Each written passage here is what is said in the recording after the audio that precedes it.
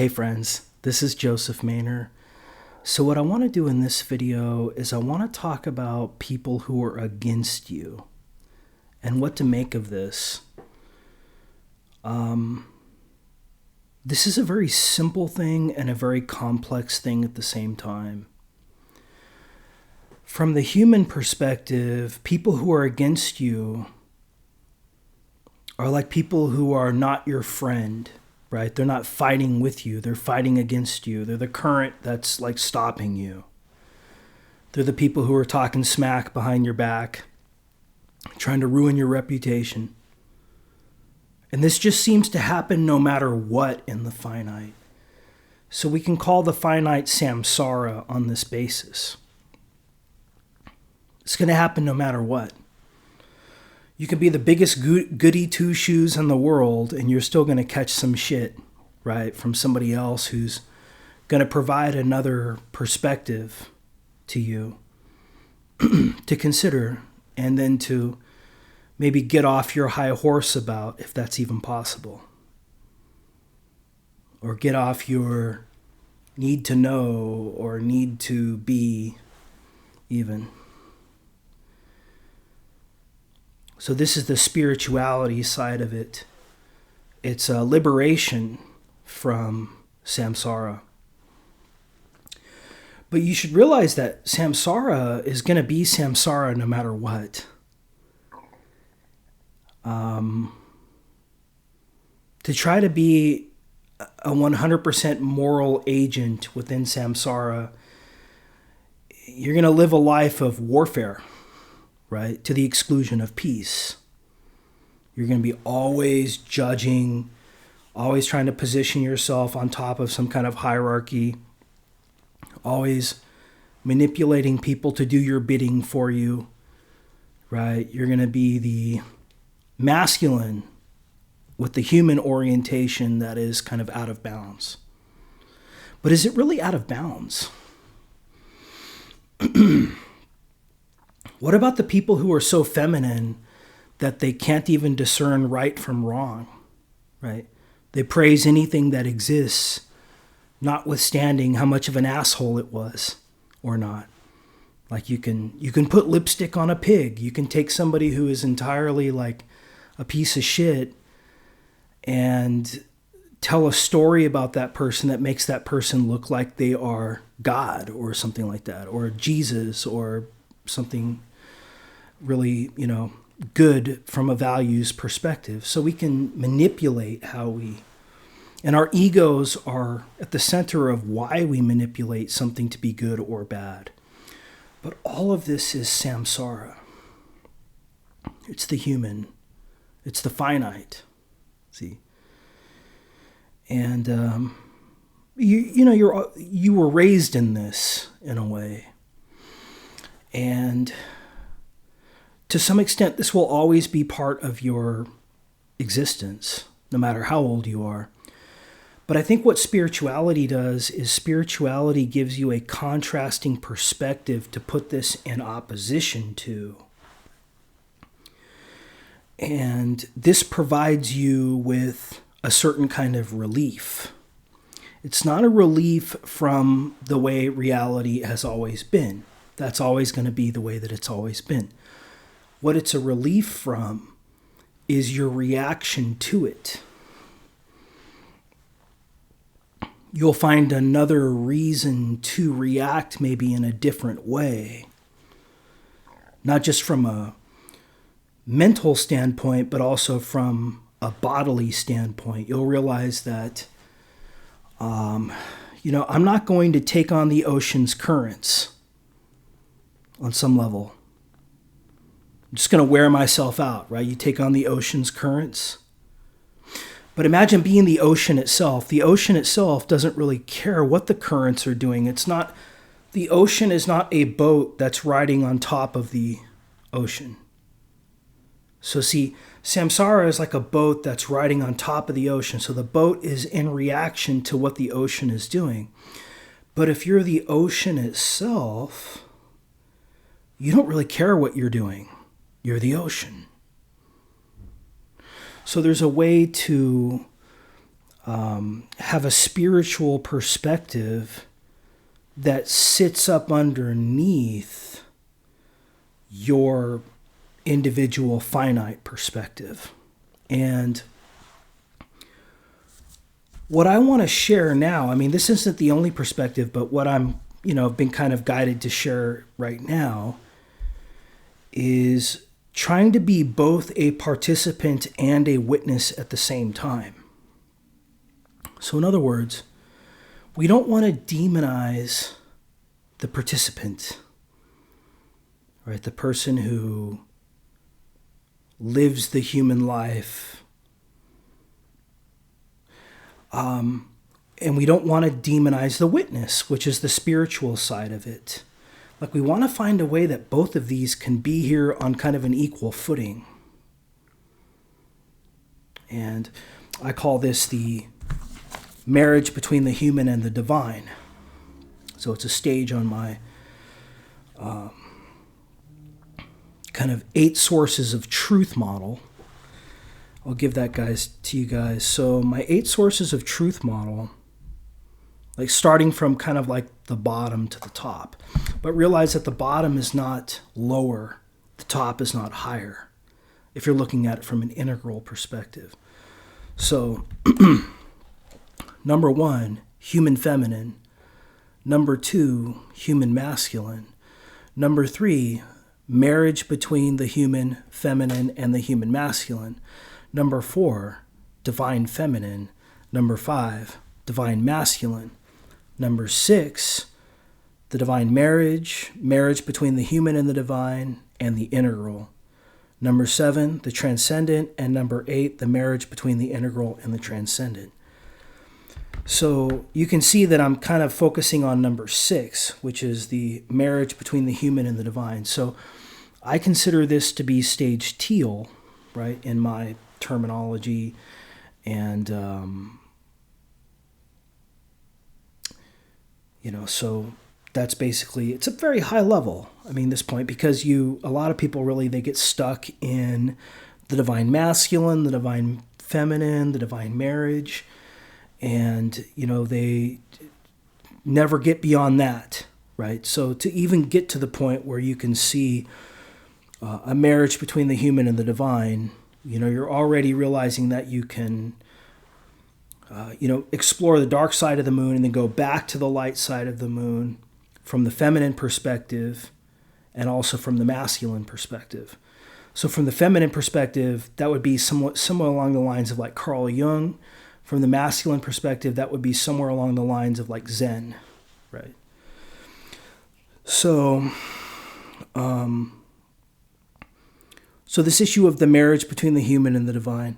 But Zen is also focused on the transcendent too, which is like, you got to be ready for that. So Zen has a lot of prerequisites to it. You're not just ready for Zen right out of the box. Zen is a very high level. See, it's higher than teal, in my opinion. I call that mauve. So we're talking about being both a witness and a participant. And in my last video, I talked about how there were 7 factors in the direction of of human self-help work. So what I'm going to do in this video is I'm going to flip those around, and I'm going to say that those 7 factors, they actually kind of represent the inverse of human self-help. But if you can put both of these together, right, ideally you will have a very powerful package indeed. So just give me 1 second. I'll come back and we'll talk about those.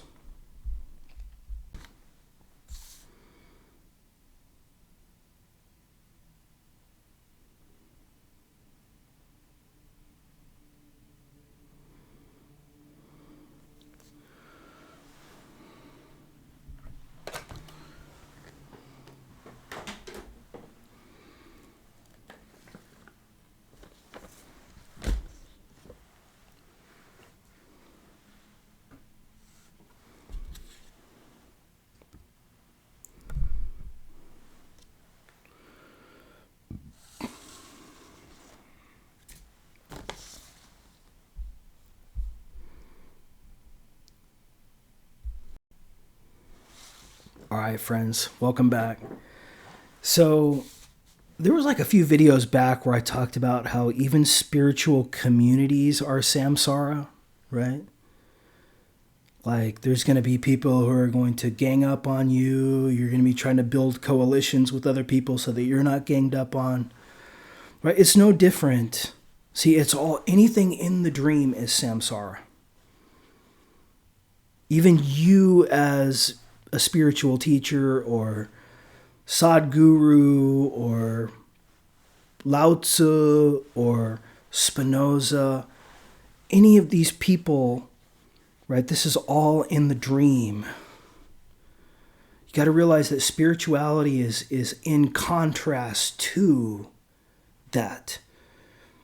Like you breaking the wall means breaking the wall of samsara, see, and finding liberation.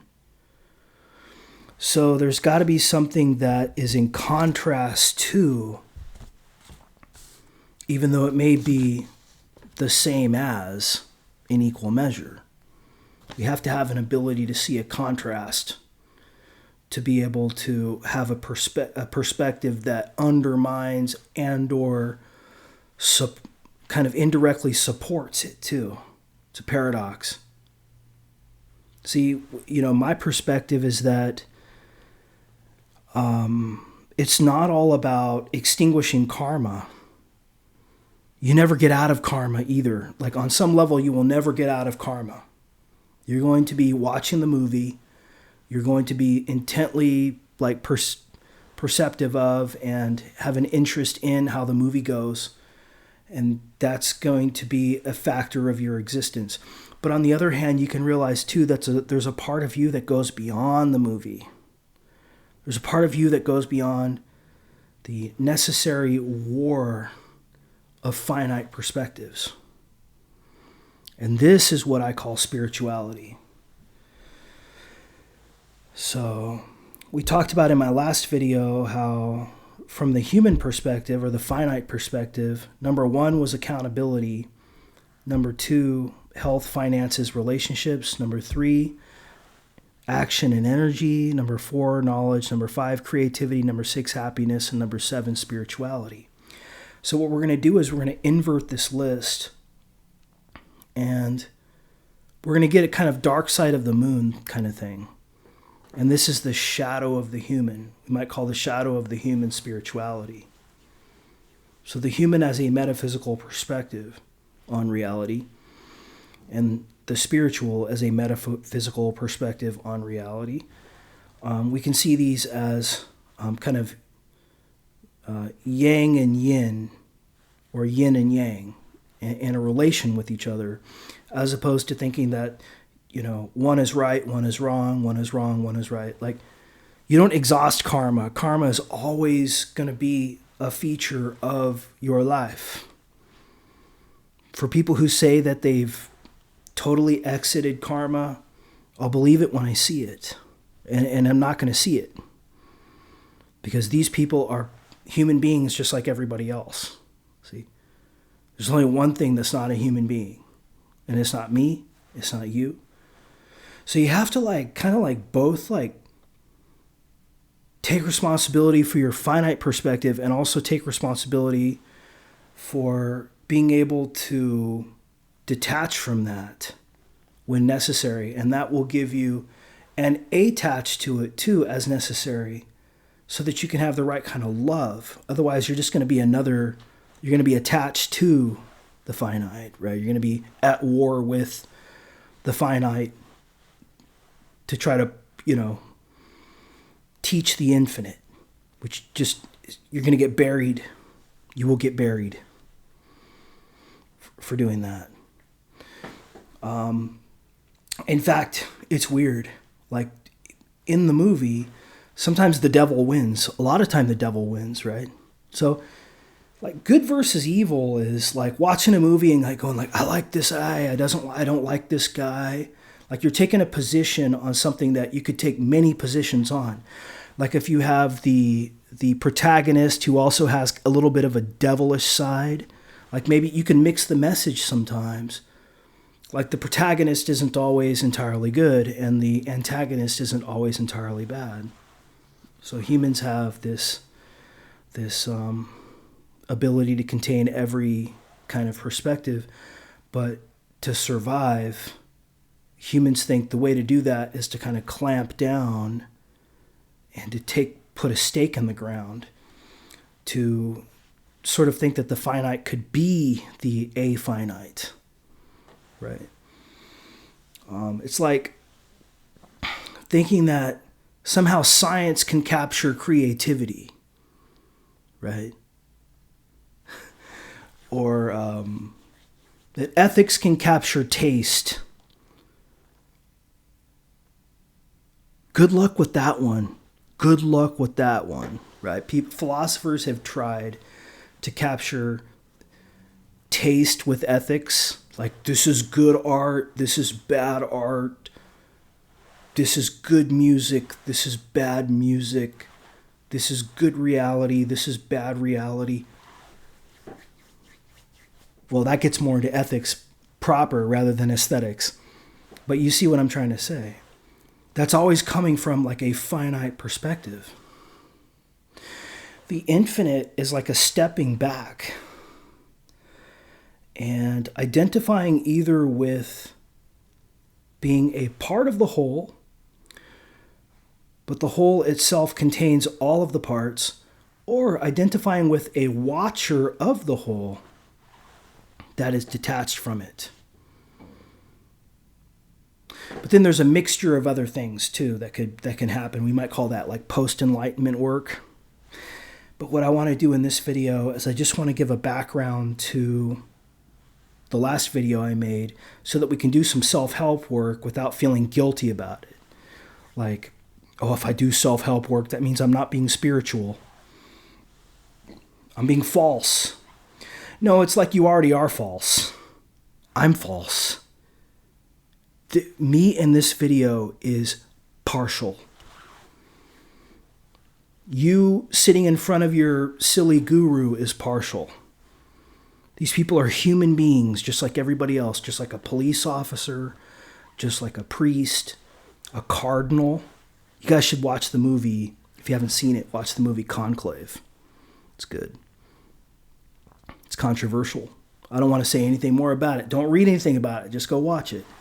It's a beautiful movie. It's like well-paced, and the clothing in it is really great. Maybe they're cardinals, that are involved, but it's got some politics in it. It's a very postmodern kind of movie that reaches back into the past. So if you guys have a chance to watch that, I think it still might be in theaters. So I'm going to take a quick break, and when I come back, we'll run through the inverted human self-help categories for a spiritual background, so that when we start our New Year's resolution stuff, we'll have a spiritual background to make sure that we can take it easy, right? We don't want to play this like yo-yo game anymore, about like burning out and then like getting pushed way over into the extreme other side, and then it taking a long time for us to get back on track. Like, it's best to just like don't let that swing happen in the first place if you can.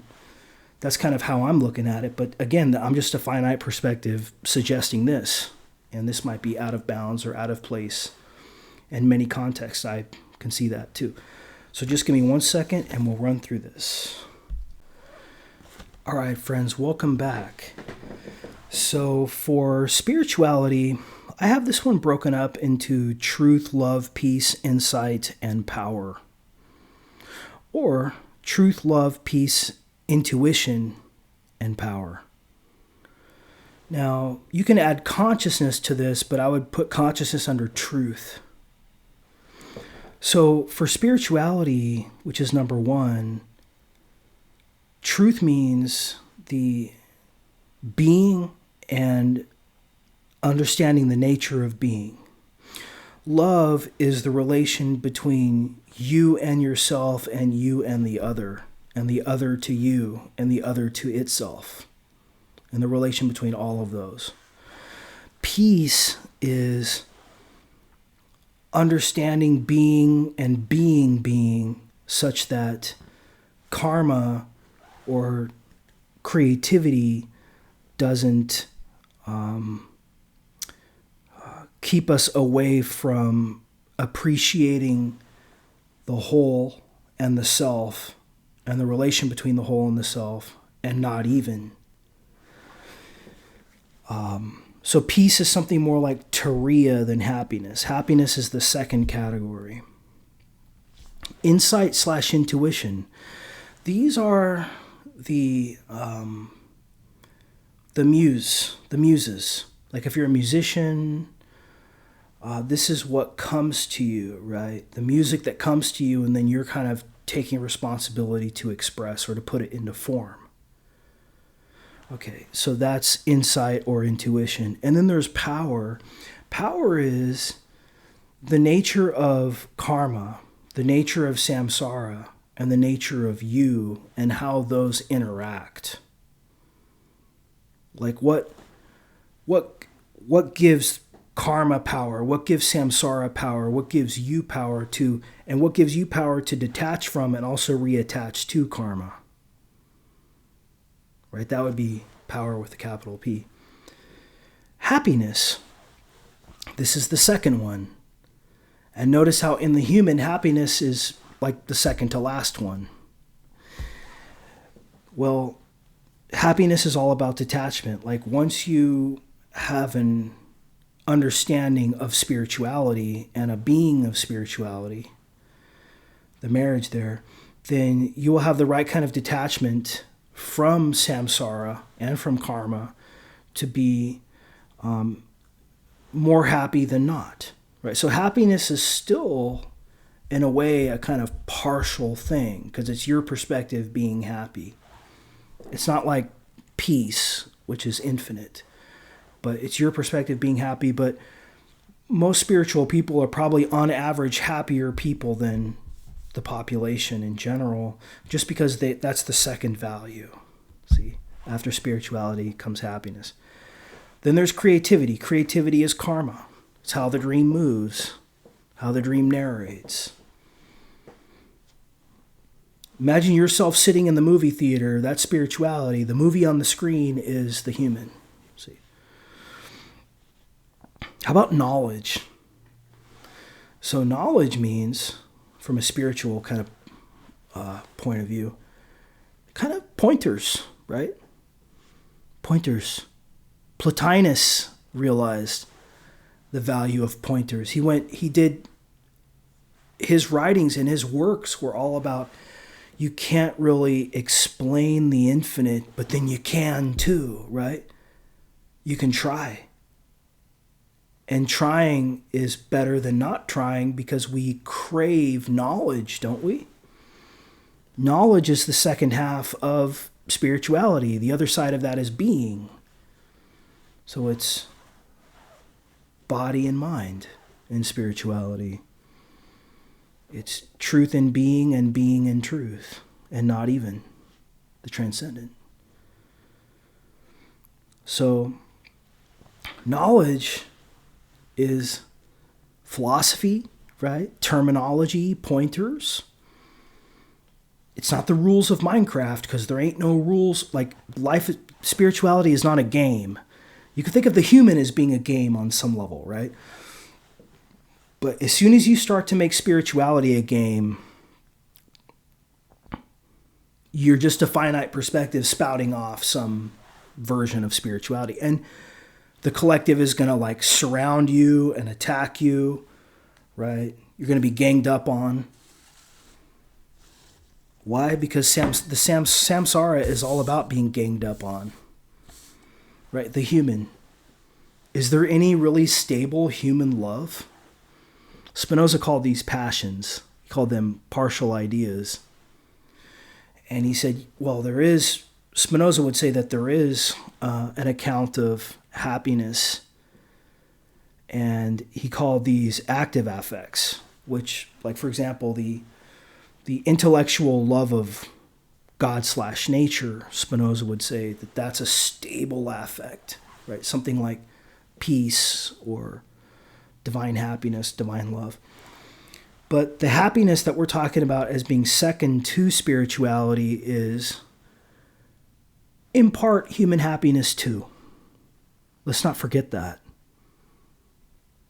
I mean, you want to be happy in the movie, and you also want to be happy spiritually. Those can go together. You don't have to like put one in the shadow to the exclusion of the other there. How about action and energy? Well, action in spirituality is often kind of not emphasized. Energy is more emphasized than action. Okay, if we talk about energy, because energy is feminine, action is like human masculine. So energy is going to be treated higher than action when it comes to the spiritual side of things. But when we're talking about here, we're usually talking about things like meditation, Kriya Yoga, doing some ritual like prayer, some other ritual like yoga, maybe. And action is de-emphasized because action is associated with ego. But also, we realize too that action is part of it. And so we want to try as hard as we can to make intentions to take better actions. I think that's part of it too. Every spiritual person has some intentions on taking actions even if they're not. And then they're kind of accepting not taking those actions too.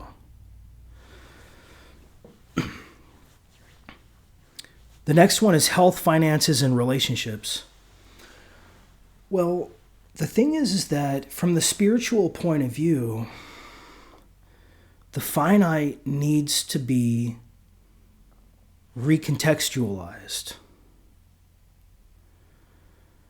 So the spiritual person realizes that the movie will take care of health, finances, and relationships. I don't need to do anything here.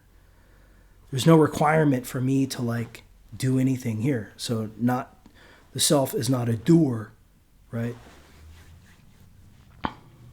Reality is not a doer.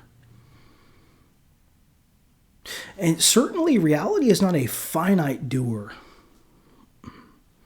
In other words, reality is not concerned with your doing as a finite perspective. Although you are part of reality, that's not the somehow you're taking yourself as a finite perspective too seriously. And so what spirituality allows you to do is to kind of step outside of your own ego and kind of see, it is what it is. I'm watching it happen. So on some level, I got to accept it. And on some level, I got to challenge it. On some level, I got to transcend it, right? And not even. How about accountability? The final one. So spirituality is, and this is, I think, one of the reasons why spiritual people are criticized, is because they're not the workahol type of person, right? They're not the kind of person who, maybe they are, maybe they were, who's to say? I'm not trying to put a gateway as to who is spiritual and who is not spiritual, but I think in general, spirituality sees the flaw in people who are running around like a chicken with their head cut off, just kind of taking action, amassing a bunch of money, amassing a bunch of ego, amassing a bunch of fame. It's like, well, okay, right, you're going to die just like everybody else. You're going to get wiped out and reality is going to move on too. It's like you'll have your 15 minutes of fame, but is 15 minutes of fame all that you're entitled to? Is that what's going to support you in doing your human self-help work? My answer to that is no. And people have realized this. A lot of people have said this too. That you have to have the support of your shadow to really be a strong individual.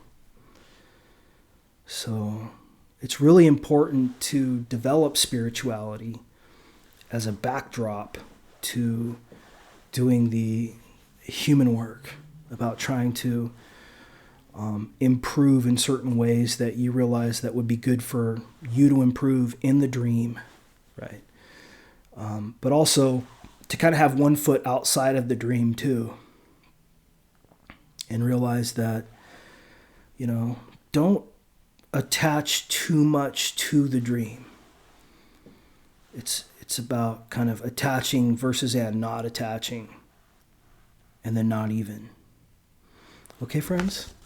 Hopefully this was a good video. I'll talk to you soon. Take care.